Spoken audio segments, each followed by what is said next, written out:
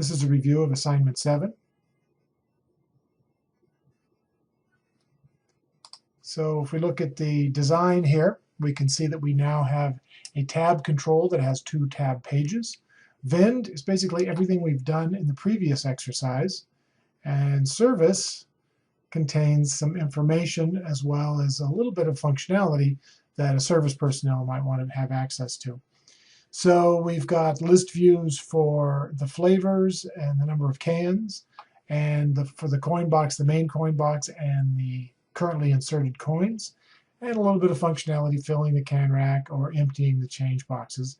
And as you can see, we can lock this particular vending machine.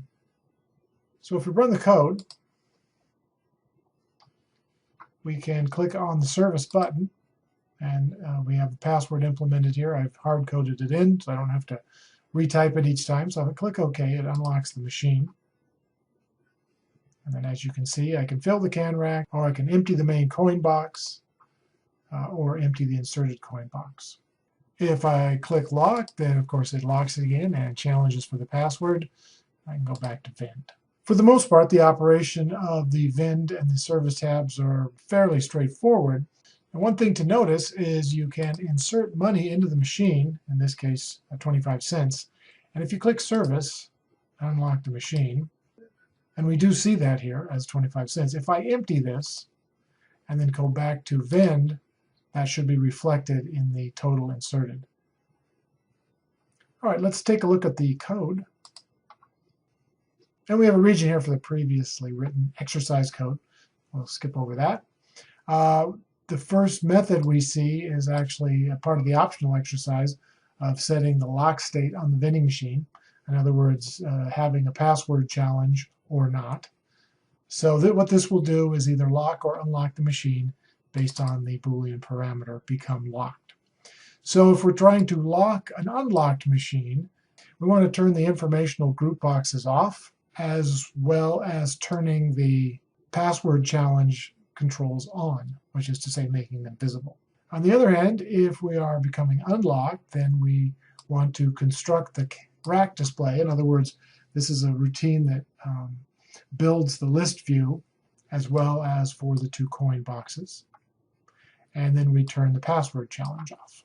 Each time I need to construct the coin box display, we'll call the private method listed here, and notice that I'm going to clear all of the items out of the coin box and rebuild the list view. That just tends to be the easiest way to do it. For this example, we have a very small number of items in the display. If the list box was a little larger or more complicated, we might need to update it dynamically, but that's not something we needed to do here. Now I do want to go through the list of coins in reverse, so I'm going to build a second list of coins, reverse coin list, and call the reverse method on it, so that instead of going from slug to $half, I go from $half to slug.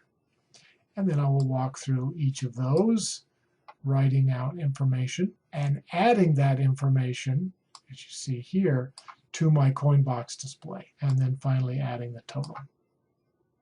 Construct rack display is the same basic idea, except it's with flavors rather than coins. Again, clear the display and then rebuild it for all the possible values. Note the use of the as keyword here. So this is, of course, an event procedure, text box, password, visible, changed. The first parameter to any event procedure is the control that experienced the event. So since this is a text box, we know that we can cast the sender parameter to a text box and then look at its visible parameter. And if its visible parameter is true, that means the text box is visible to the user, and we will set focus to it. This was actually not something that was called out specifically in the exercise, and in any case, it was part of the optional part of the exercise, so not something you necessarily needed to do. All right, I have chosen to attach an event procedure to tab control vending click. Each time that's clicked on, we're going to update the inserted total, which was a routine that was written for the previous exercise. And then we're going to determine whether or not to light the exact change label. And it's the logical opposite. Note the use of the exclamation point. It's the logical opposite of whether or not we can make change from the main coin box. And then once that's happened, we will check to see whether or not the machine needs to be locked or unlocked and set that accordingly. And that's the review of Assignment 7.